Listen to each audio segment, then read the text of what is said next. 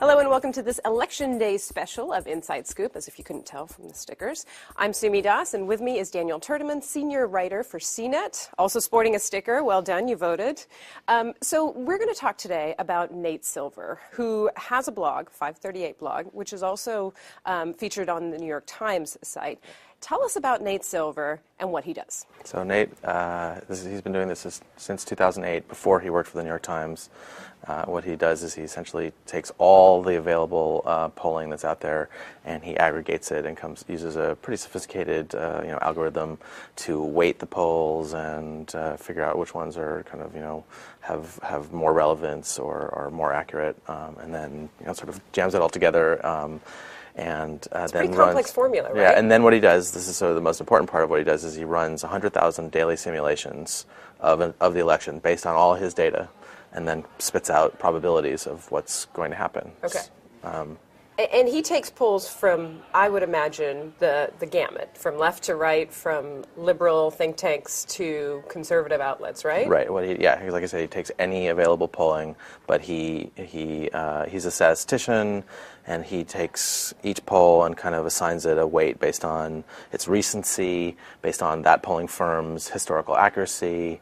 And then throws in things like what the demographics are in a particular state, and so you can't say that one poll is automatically weighted the same as another poll, and he's kind of built the system around figuring out the sort of variances in that, and he's proven in the past to be pretty accurate. Okay, so he's got a good track record. He does have. And what does he predict for this election? Well, because we're all too impatient to just wait till the end of the day. So here we are on Election Day. The last I checked, he was predicting 91% chance that President Obama would be reelected with about 313 electoral votes, and you need 270 electoral votes to win.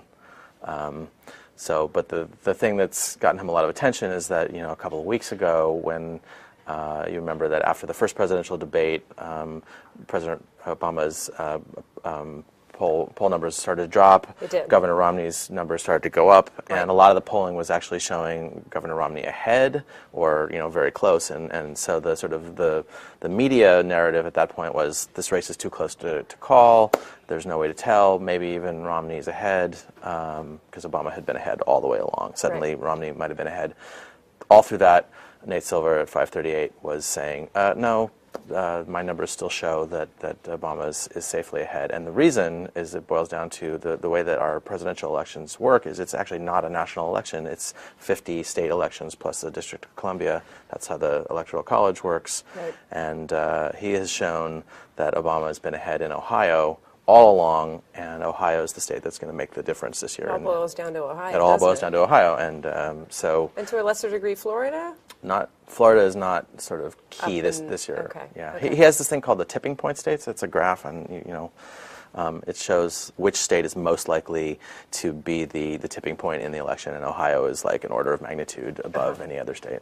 So does that explain what you just said? That then explains why we see all these other polls that are saying, it's a dead heat. It's 47% and 48%, Exactly. and it's so closely tied, and it's too close to call. Right, and the reason that those polls or that narrative is happening is because those people are focusing really on the national polling only, and they're not looking at the state polling. Okay. Does this represent sort of a shift away from traditional polls? The attention that Nate Silver is getting over the past 4 years now, the last two elections, away from the Gallup polls, the Pew Research Center polls, that sort of. I think what it does is it changes the narrative, so you can't focus on any one poll. I mean, it used to be that Gallup was the standard, right? And you say, Gallup, this candidate's ahead in the Gallup poll, therefore that's probably what's going to happen. Now I think what Nate Silver and other people, and it should be noted, he's not the only one who has Sure. Sort of an aggregator model. What they're trying to say is you can't focus on any one poll, because any one poll can be an outlier. And so the theory there is, if 5 polls say this and 1 poll says this, even if it's Gallup, you can't necessarily trust it. You kind of look at where the other ones are all grouping together. Okay. But I think at the same time, I think it's actually put more attention on polling. I think people are paying more attention to the idea of polling, and I think it's kind of exciting. It's a horse race kind of thing. Yeah. People are definitely glued to their computers. Yeah. Refresh. Absolutely. Daniel Turdeman, thank you so much. Thanks for having me. And if you haven't done so already, go get your sticker. For Inside Scoop, I'm Sumi Das. Thanks for watching.